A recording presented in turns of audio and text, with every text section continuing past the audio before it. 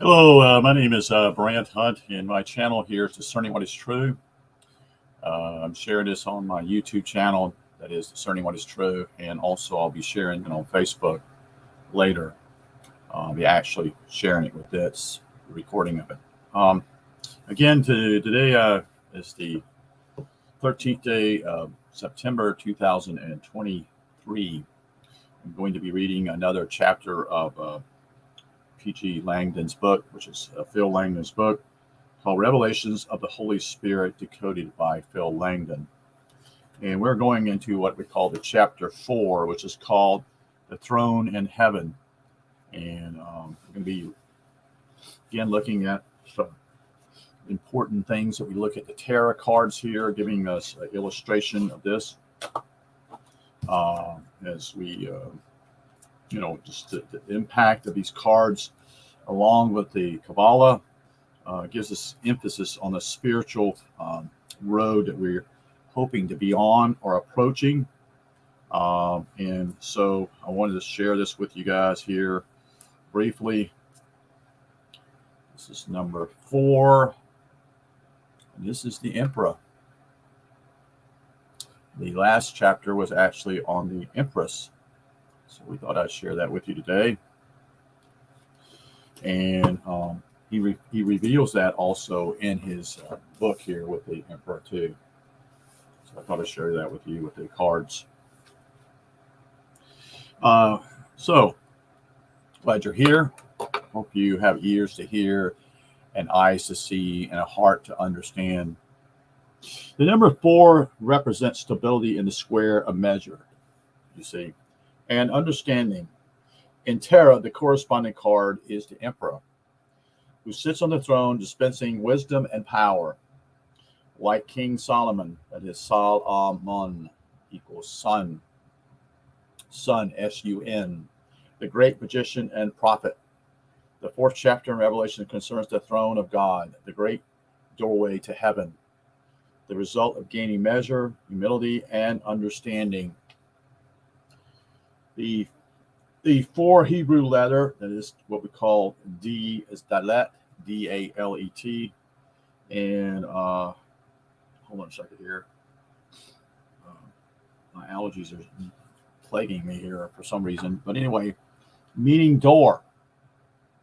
And an appropriate letter to use here is the throne of heaven, the great doorway of our inner sky. It also means D-A-L, a poor person. The word Dalet, D-A-L-E-T, represents this Del Asonia, which means to lift me up. The convergence occurs when every individual realizes that he or she is poor, meaning everything a person owns, in fact, belongs to God. God has been kind enough to give us life and substance. Without the Creator, we have nothing.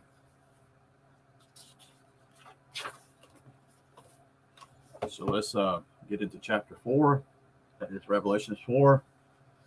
As I, you will be reading from scriptures here, and so we'll continue on.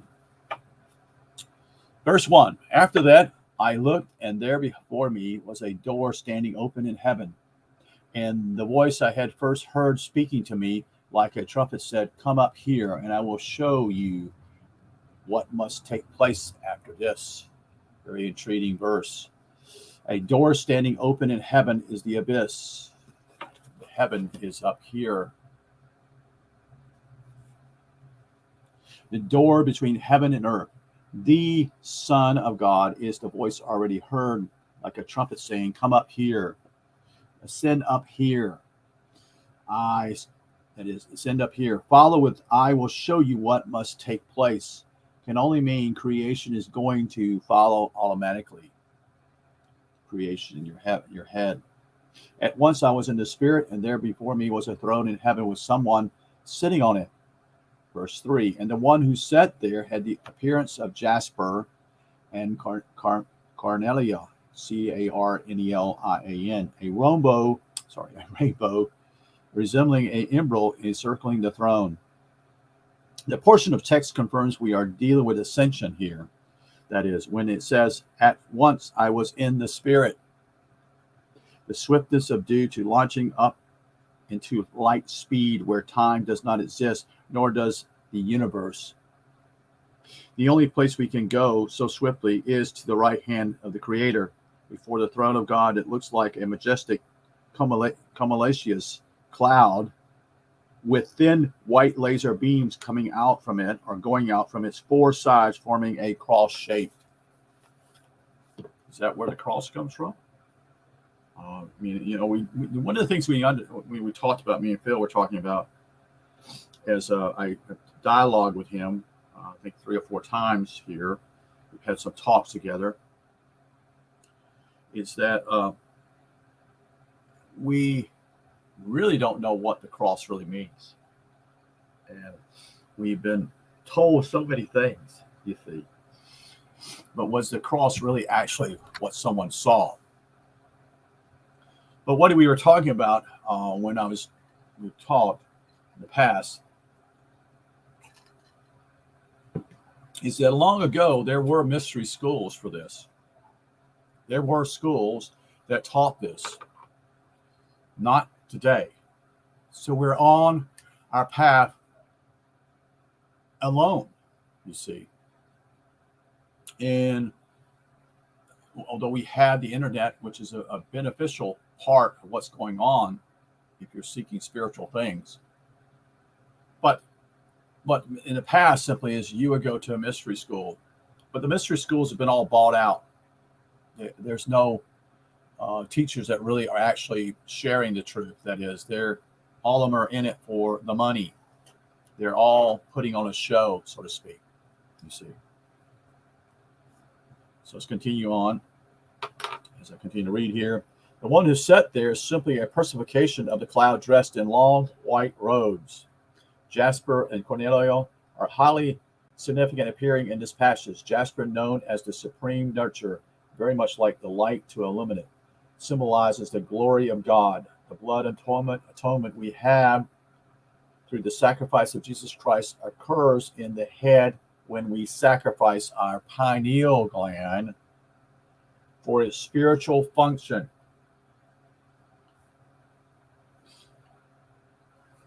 Jasper represents royalty, prosperity, and prestige.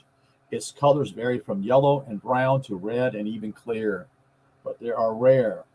In biblical reference, jasper can be even green, the color of balance and the heart chakra. Cornelia simply has a variety of reddish colors from its iron oxide contents. Overall, these precious stones offer the color red mostly, the color of spirituality, the color of blood of the Lamb. And you sacrifice the pineal gland.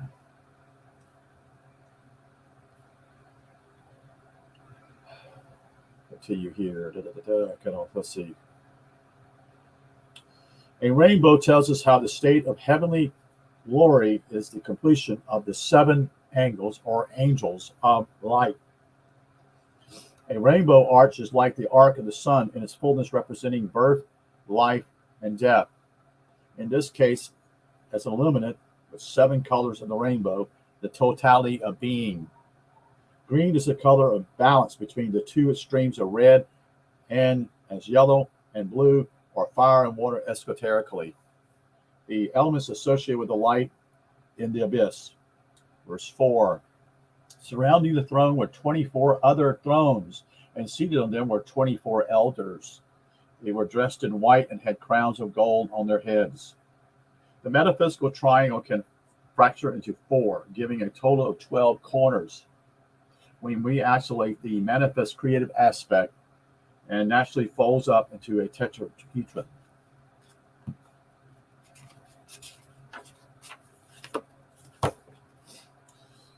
Repeat the idea with physical nature as the 4 elements, the manifestation of the metaphysical principle, and apply them to the humanoid in whose body and psyche, that is the union of heaven and earth, takes place. The human psyche processes intellect, that is yellow, emotions being red, and senses being blue, and intuition being either black or green, characterized in the 12 signs of the zodiac as the great work of gnosis in the tree of good and evil.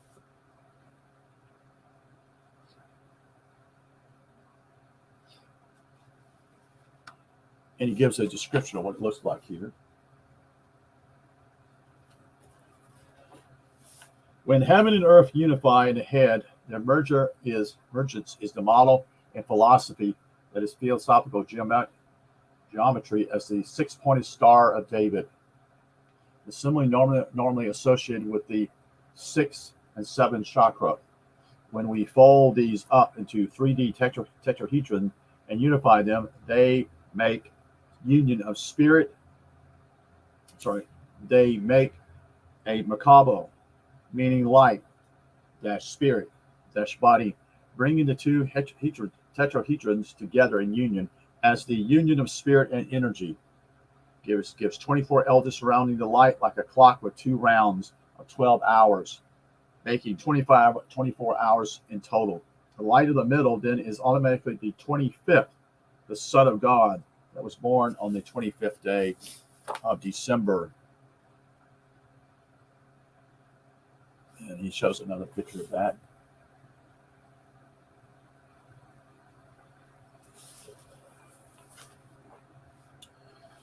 So L meaning God and D meaning doorway confirms the elders are close to the light, the doorway to heaven.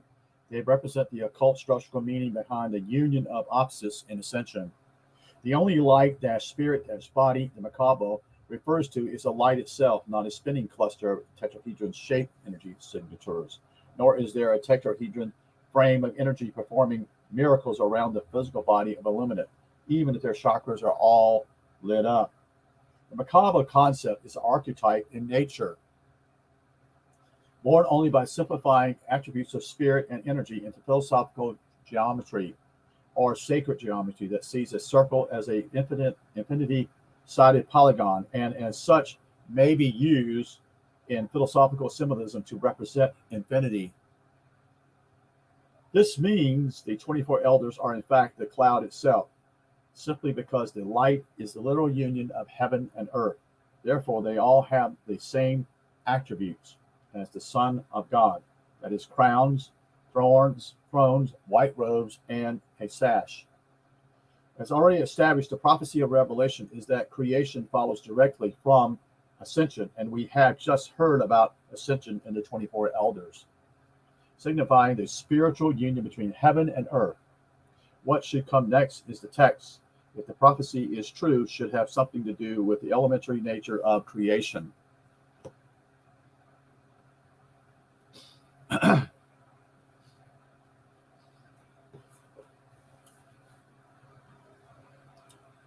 Now, from verse 5, it says simply, from the throne comes flashes of lightning, rumbling, and peals of thunder.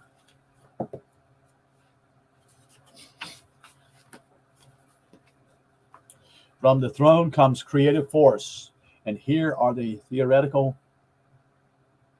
allegories for the archetype of the 4 elements applicable to the fire and water of the light condition, as flashes of lightning and rumblings in association with the head and peals of thunder heard in the element called air. Before the throne, 7 lamps were blazing. These are the 7 spirits of God. Verse 6. Also, before the throne, there was what looked like a sea of glass, clear as crystal. Before the throne is immediately in front of or around it, and the only thing in front of the throne is the ascended person with 7 chakras. That is all lit up like a Christmas tree, metaphorically speaking, at the end of the Creator's right hand. However, around the throne of God is the emptiness of the abyss, transparent as a sea of glass in all directions, clear as crystal. We can see right through it into the infinite depths as pure emptiness. Verse 6 then says, it is a description of what the abyss looks like when we are in it. James N. Price, P-R-Y-S-E, in the Apocalypse Unsealed, had to rely on ancient ideas to describe the sea of glass as ether in the brain. Quote, the glassy sea is the ether, specialized in the brain. The aura of the chakras being represented by the 7 fire lamps or breaths. If a person had not entered this abyss, they will not know what it really feels like and will have to rely on ancient ideas or descriptions that are somewhat semantically removed from its experienced nature. Again, the experience is key for you to understand what you're going through. The problem simply is that so few people have actually had any type of encounter with ascension. It seems like for thousands of years. That doesn't mean it hasn't happened. That's not what I'm saying. We just don't have a record of it, so to speak. That's the sad part of it. We don't have a record of it. So Revelations 4, chapter 4, verse 6, in the center around the throne were 4 living creatures, and they were covered with eyes in front and in back. In the center is the center where the cloud is. The throne is the cloud. Around the throne, protruding out in 4 main directions, are the eyes of the cloud, like rays of the sun and like blazing fire. The beams pouring out of his lifeblood are from the living one, the Lamb of God who died and is alive forevermore. His name is life, that is Zoe, Z-O-E, and gives freely of the waters of life from his 4 faces, the 4 living creatures. And with this, he gives an illustration simply of the 4 rivers. Meaning that the Euphrates, the Tigris, the Gilhan, and the Pishon. He's relating those to the 4 beings that are coming from the cloud.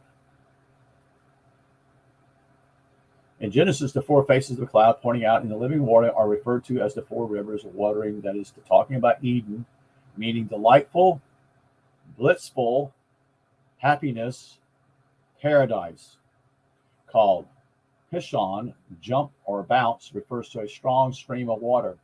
Gilhan is G-I-H-O-N, is referring to gush. The Tigris, or tiger with whiskers, and Euphrates, the great and abounding river. In Revelations, there are portrayed through astrological signs of the crossing point in the heavens, representing the 4 elements. Aquila, the eagle, which represents air, in place of Scorpio. Taurus, representing earth.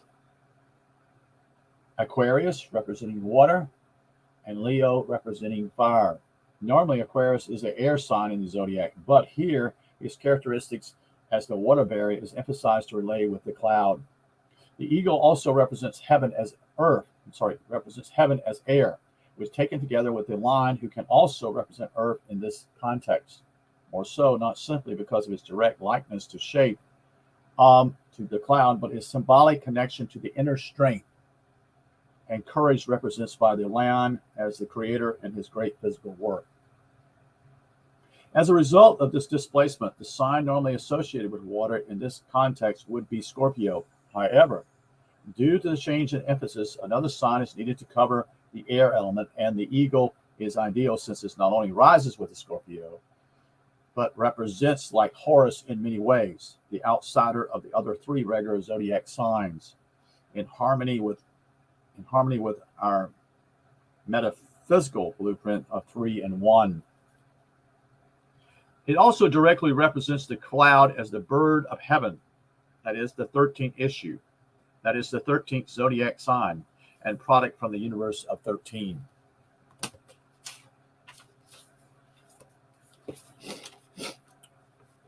The first living creature was like a lion. The second, verses 7. Got a little ahead of myself here. Verse 7 is simply saying the first living creature was like a lion. The second was like an ox. The third had a face like a man.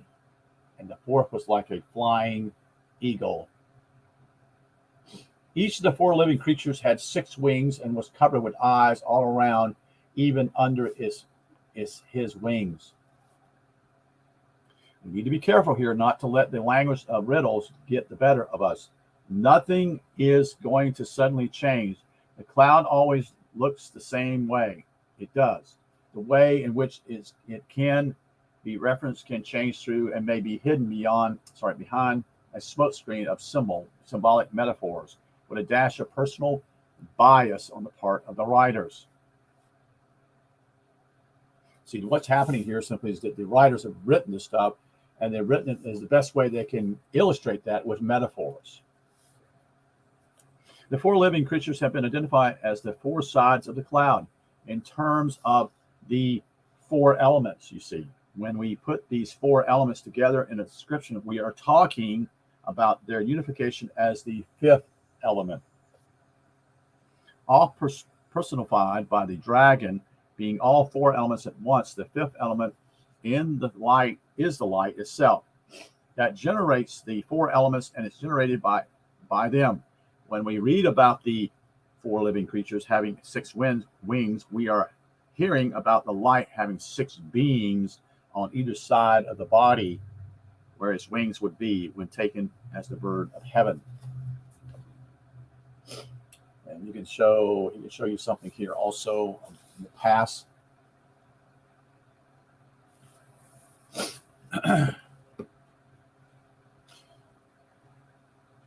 I believe something's in the air today. I have not had this kind of issue in a long time. Running nose. This would be usually in the springtime. Okay, continue on. Therefore, we may take the four living creatures to simply be the light itself as the fifth element, with its four-sided emphasis as the source of life-giving water. The creatures are alive and eternally productive in this sense. Covered with eyes all around, is certainly relatable to its beams as eyes coming from all over its sides, most of which makes a overall cross shape with two uniquely from the front. There are two beams from the top, arranged in rows of threes, like the belt star configuration of the Orion constellation. The sides have six beams each, like oars protruding from the hull of a boat, and there are eight beams from the bottom face, you see, even under its wings, as the bird of heaven. Coincidentally, and philosophically speaking, we may also associate the six wings of the cloud with the Star of David and its six triangular wings. Day and night they never stop saying, "Holy, holy, holy is the Lord God Almighty, who was and is to come." Day and night is the first kingdom of creation that is in Genesis, the great evening of heaven and earth, the first day being Deus, D-E-U-S, aspect of God. They never stop saying, it's a statement of the timeless and eternal nature of spirit. Then we have a statement of metaphysical twice relating to a cycle from the old boss to the new boss, same as the old boss. 3, then 1, then 3, like the pyramid sequence of 1, 2, 3, 4, 3, 2, 1, marking 7 colors of the rainbow, the key number of Revelation.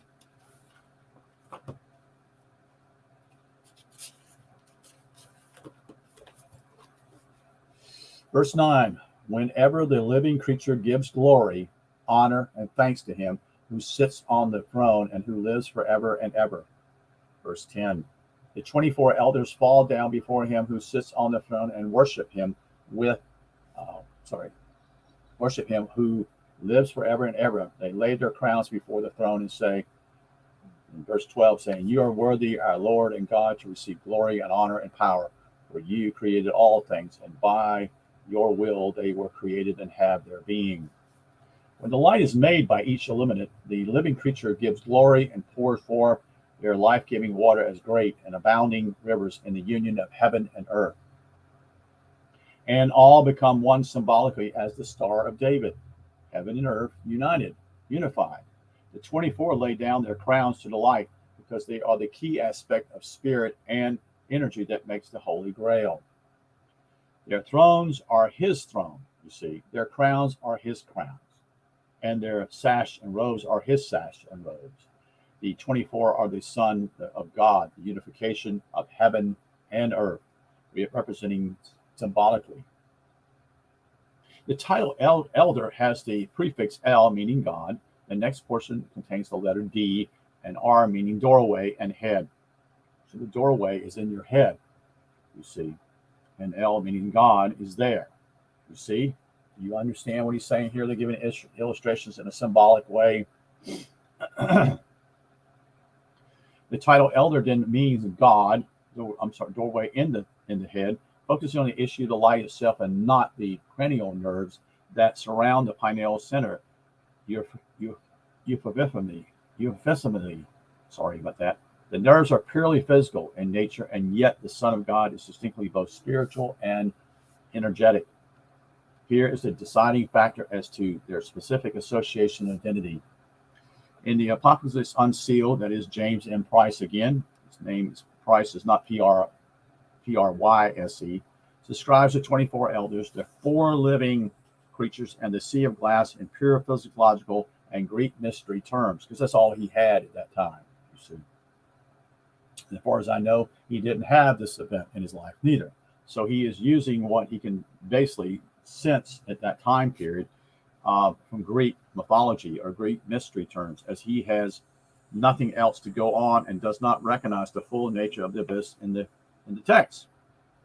Here is his entry as a subject, on the subject. Quote, the 4 beings or 4 operative powers of the Logos correspond to the 4 great planes of existence, and therefore also to the 4 mentorings or states of seership, that is clear sightedness. On each of these planes, each of their 4 states of seership has a subjective and objective phase on the plane to which it relates, and this is symbolically lies by the many exterior and interior eyes of the beginning of the beings. As already explained, a gnosis has its reflector in each of the 4 somatic divisions. So he shows here in this picture here, I'm going to show this, he'll show at the top here archetypes, and then what we call worlds, and then the centers, and then planes. And you can see this here pretty clearly.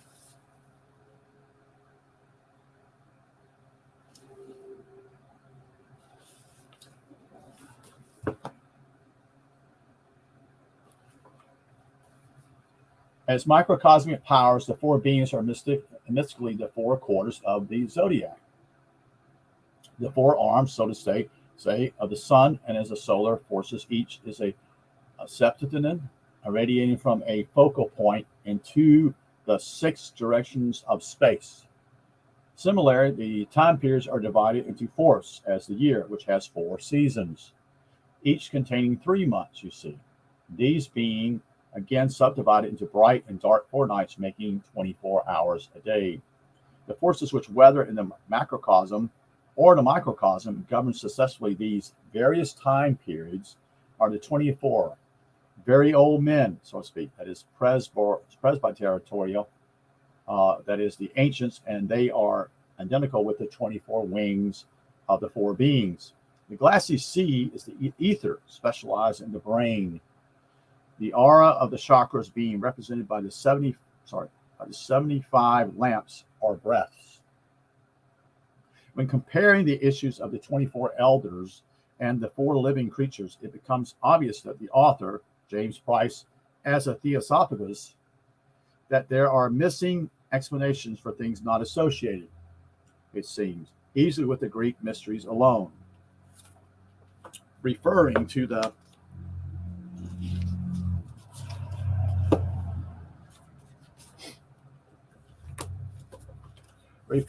abyss as ether specialized in the brain does not convey a nature to the reader, and proves that without the experience of being there, we cannot hope to heal about the experience.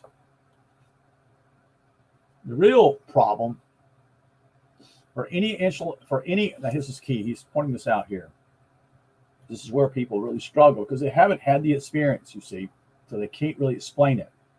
Okay, so the real problem for any intellectual is that nothing beats experience.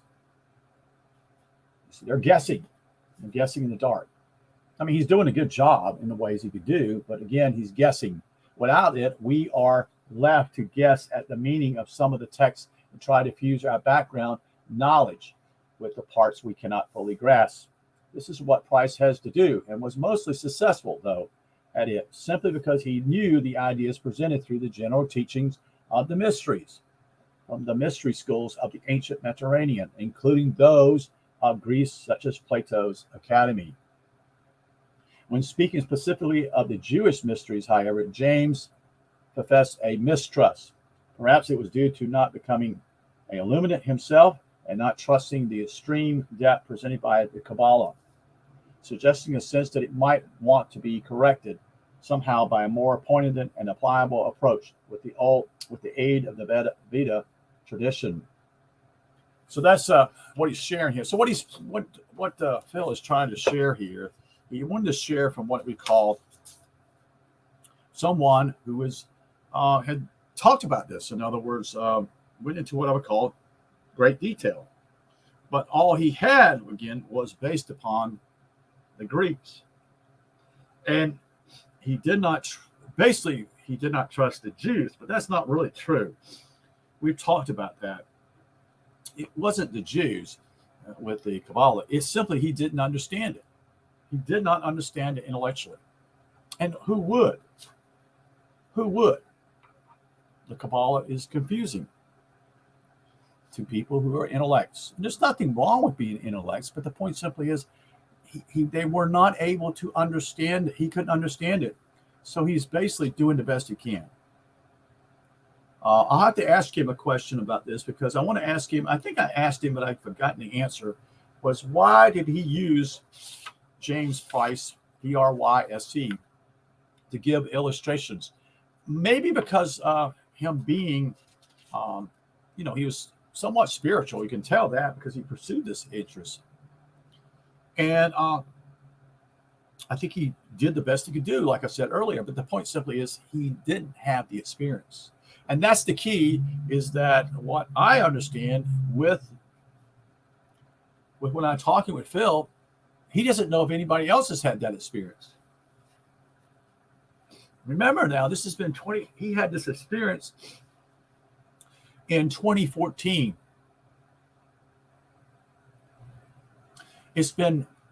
Will be 9 years in December when he had that experience. So he has had no one, as I know of, come forward and says, yes, I've had that experience. And there are many who think they've had experience. This is serious, folks. This is very serious. There are many who think they've had some type of experience. And they begin, they say that they've been ascended. This is serious too. I'm making this very clear because I want you to understand that Phil knows. Phil's experienced it. So he knows what takes place. And there's not going to be anybody that can fool him. And so they'll go in and talking about such and such, and Phil says, okay, well, what happened next? And they would say something, and it doesn't jive. They didn't have it.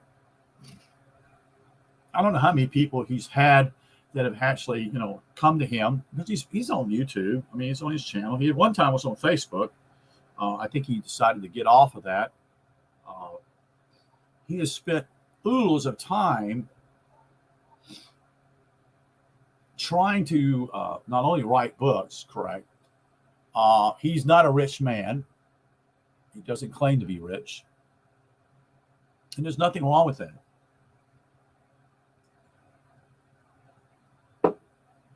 And he's not a phony neither. Okay?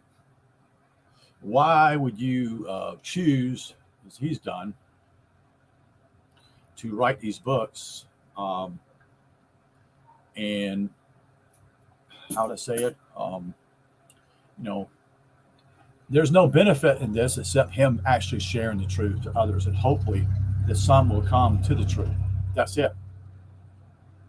And no one is going to understand this. Most people are, some people know certain things like the Santa Claus and the issue of the oil coming up through your back of your spine, coming up to your back of your head, such and such. But has anybody experienced that? That type of thing. So I have talked to him, I think, in the last 3 weeks, roughly. And we've also communicated in other ways, but that's mainly by Google video or audio video. And I've asked him questions many times. And I've recorded those. Actually, I've recorded all of them. But they're recorded on an iPad. And the iPad does not have what I call great volume. And I don't know any other way of doing it because I'm not what you call computer literate, such and such. And I frankly rather do it that way. Okay. Now he's asked me the last time we talked, which was Monday. You know, you're welcome to share what we've shared. I said, well, yeah, I kind of figured that, but he said, I told him, I said, but it's kind of poor audio, meaning is simply is the audio is really low. And I have it here sitting on my desk as close as possible towards the computer. So again, its microphone is not as good, or maybe it's not as well as it should be. And I'm sure I can buy a microphone of such and such myself, but I have not chose to do that. You see, and actually, I think there's been 5 times we've talked, and usually they're roughly almost 2 hours long. You see. And he is tickled. That is when someone shows interest. He's made that very clear to me, that I've taken my time in order to talk to him because I have a legitimate interest in this, and I don't understand it all. I don't understand it. But I am trying to share what he's given in his books to others because I want others to come to this, not only myself, but others, you see. But most people, the problem is they have struggles with this. And I'll tell you why. And he shared these things with me. Most people, it's beyond their head. It's just beyond them. They're not there. It simply goes right over them, over their head, because they can't understand it. So they don't have the intellectual faculties to even put these things together somewhat. A lot of people today are not even interested in pursuing these things because some know that simply is they're going to reincarnate here again. So a lot don't believe in once alive and then die. And you never, that's a lie. That's from the church. That was taught after the 500s in the church. Beforehand, they were teaching that there was such a thing as reincarnation because I've studied church history and they were teaching reincarnation till the early 500s. And I did a video many years about this. Because I wanted to know that reincarnation was taught at one time in the church, but it was roughly basically almost 200 years, and that was it. And it was also to appease what's the group I'm trying to think of? It'll come to me here. Just hold on a second here. But anyway,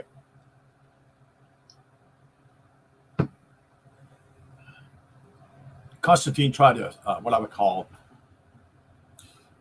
to please all groups in creating this whole idea of Christianity. And this is where all the so-called soup got mixed up. And it's him. And so what he was trying to do was he was trying to please the pagans, which is the group was trying to remember. Then he was trying to please the Christians.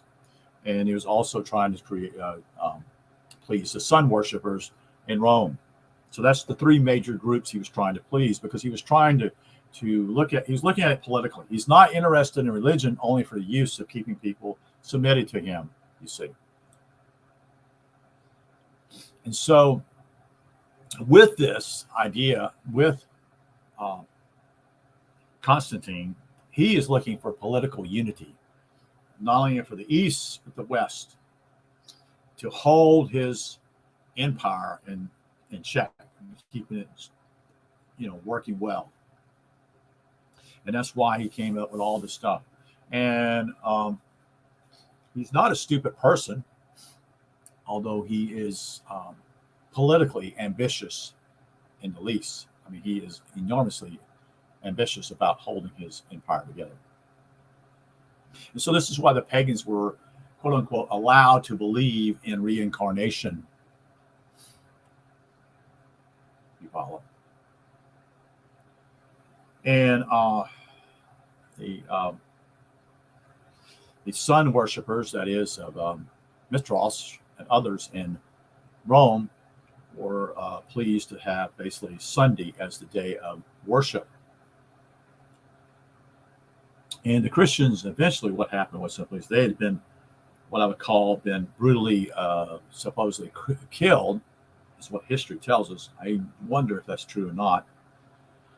But they, through all kinds of things that happened to them, supposedly, um, they capitulated and they were worshiping at one time on Saturday from the Jewish background, so to speak.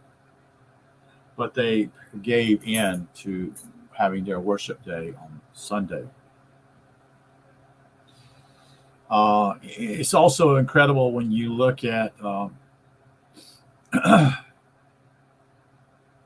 the idea simply is that the pagan churches, temples, were all of not most of them were on ley lines, Leyline. So they understood the Earth's energy somehow. Later on, as the Roman Church begins to change its mind about the pagans, they are no longer teaching reincarnation, and later those pagan temples were destroyed. And with that, they were destroyed with their foundations, and the churches chose to put their temples or synagogues, or not synagogues, but their temples, so to speak, or churches on those same spots, so they would have that energy in their churches. Phil goes also into what we call the way the churches were designed in his books. Incredible information, how the church was developed, and it's basically like the body.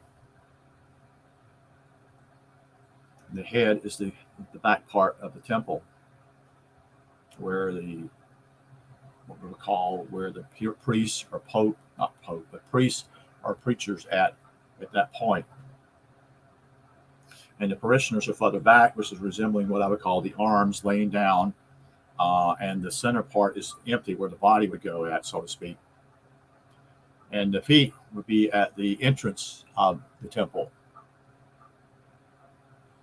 And yet the where the vocal, what we call the chakra here and the throat, and all that is in the back part of the church. We would say the back part, although it would probably be, I'm looking at it basically when you come into a church, basically you're at the front, the front door. But,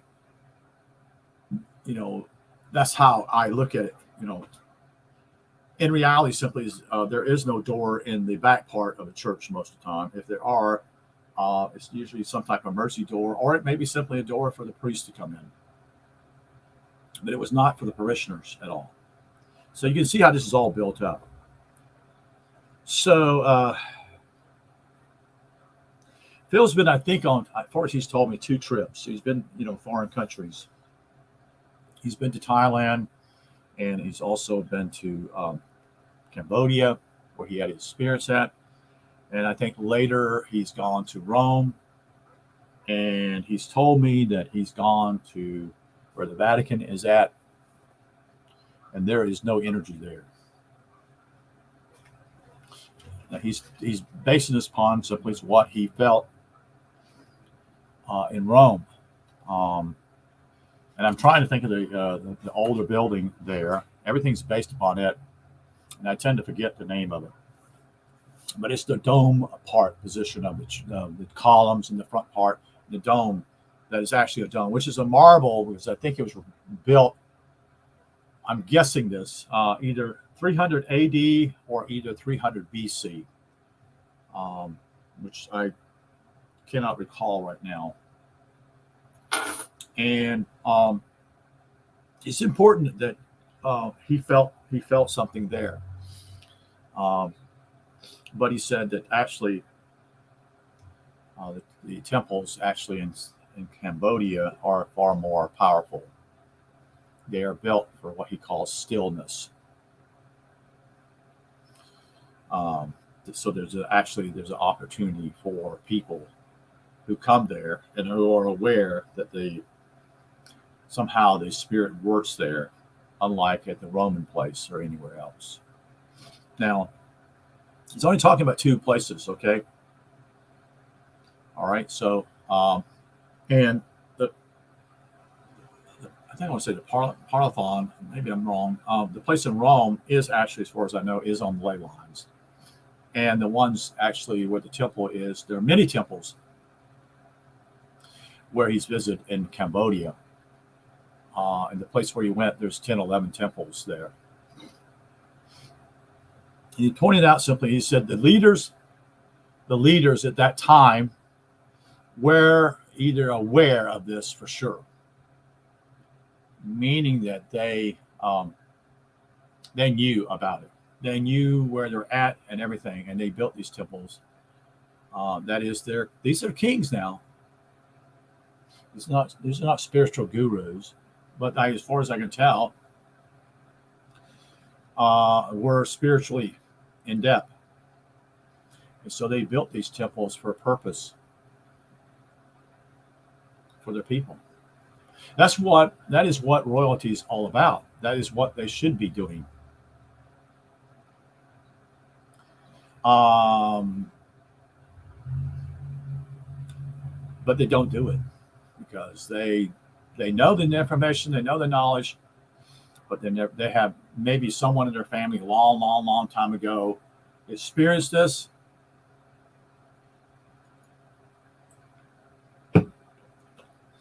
But since then, no one has, as far as he understands it. Oh, they have the knowledge, the general knowledge, and what such and such, and they probably have. He's told me in that certain parts, if you want to go to, he's in the. I think he says he goes to the southwestern part of London. A place called Bushy Park, and I've looked at it on YouTube channel here, a couple of pictures of it, and not pictures, but videos of what it's like. And I asked him actually on Monday, I asked him a question. Hey, Phil, when did they build this thing? After World War II, such and such? He says, nope, no, they did not. They built it back in the 1500s. And I was in awe. I said, you got to be kidding me. He says, no, I'm not. I think he said it was refers to Henry VIII, who had this built. And he says this simply is this built. They have rows of trees that are coming in as columns in the park to a watery area with a square in it. I think it is a tower square. And if I'm wrong, don't hold that against me. But he's explaining this to me. And I've looked at it, and it's a fountain. And what he's saying simply is they are showing you what happened, what it is. That's it. He's showing you somewhat. They're showing you somewhat. So you cannot jump on these people now. You have to understand. But no one's adept. No one understands anything. They don't understand architecture and why their buildings built, or certain places why there's, this and that. He says that the row of trees are perfectly straight. So they had the ability to do that long ago. And he says they're actually, I think they're, the road is a road to it. And it comes in from different columns. I don't know how many columns I want to think he says 8, but don't hold me to that. But it's perfectly straight. It's as though someone knew what they were doing architecturally in building this whole thing, this apparatus, to reveal that. He says, yes, they are revealing actually right there what's in your head, somewhat. I think that he would say that the water is the abyss in some ways, and that the tower is representing the ascension. I think he told me it was silver or gold. I mean, when I say silver or gold, I don't want to make it. I don't think it's built out of silver or gold, but I think it's to do with either silver color or silver bricks or gold bricks or whatever, color-wise. But I wanted to share that with you simply is that many people blame God for a lot of things. When reality, God has done as much as he wants to do. You're responsible to find the truth. That is your responsibility. And that's why you reincarnate here all the time, because you have you have infinity to learn this. You have infinity. So there is mercy and grace there. Because if God wanted to, if you didn't get it the first time, which as far as I know of, I don't think anybody on this planet would have ever gotten it the first time, understanding what is going on here, they would just simply be obliterated. And actually that's what's taught, which is what people do. They incite what I call fear into people.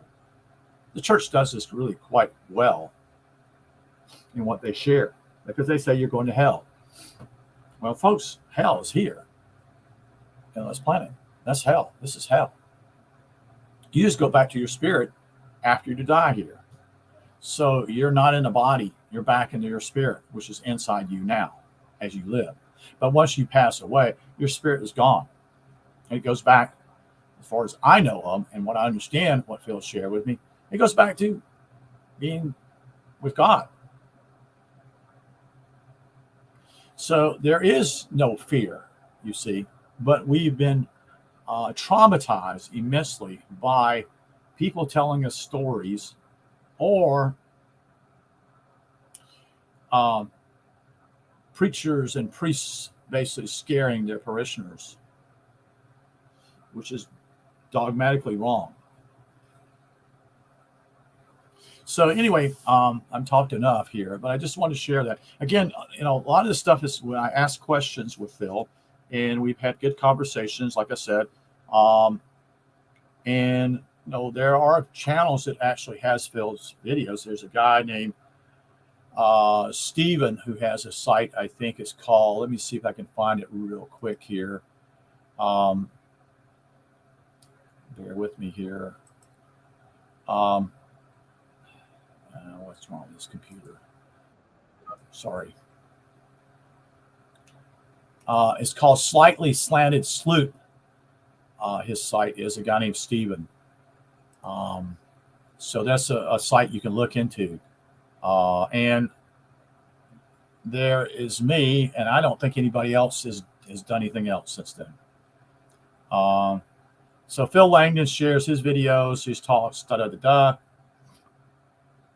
And I'm sharing, and this guy named Slightly Slanted Sloot, Sleuth, I think he's in the state of Minnesota, has interviewed Phil Langdon quite a few times. In fact, he's done, yes, here it is. I'm sorry. Let me just give you the because he's interviewed him on Zoom.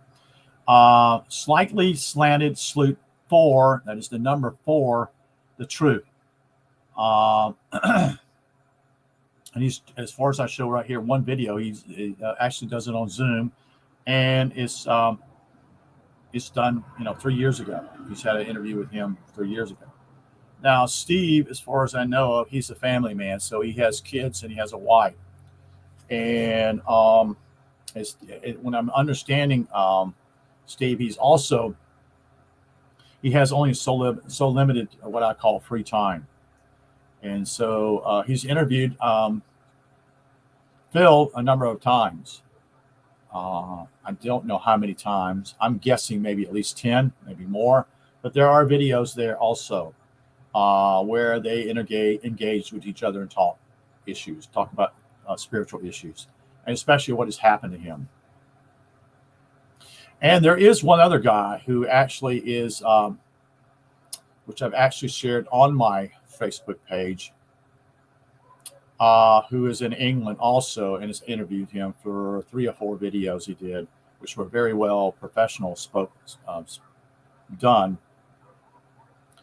And at this point, I can't remember his name. So, but I have shared that in the past.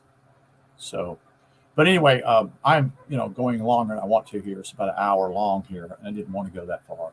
So I just want to share that information. I'm reading strictly from the book, because I want you to look into this. I'm not educated as well, that is, to understand all this, to put it all together yet. But I feel like it's important enough to get it out there for others, if others have interest in it. And if people don't, that's okay. It's not something, it's just me doing this. And actually it's helping me familiarize myself also with his information. So So anyway, I wish you a good day. Have a good evening. That is, it's approximately a little after 5 o'clock here on the East Coast. Um, I think I'm going to be with him this Friday, and he's a really nice guy. I appreciate who he is, and at that point, I'm going to let you go. And I wish you a good day. Take care.